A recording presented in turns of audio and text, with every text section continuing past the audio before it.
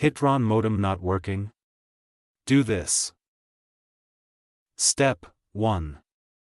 Check power supply, ensure the modem is plugged in and the power light is on. Step 2. Inspect cable connections, verify that all cables, coaxial, Ethernet, and power, are securely connected. Step 3. Restart the modem, unplug the modem, wait 30 seconds, and plug it back in to reset. Step 4. Check status lights, look for solid or blinking lights, refer to your modem's manual for their meaning.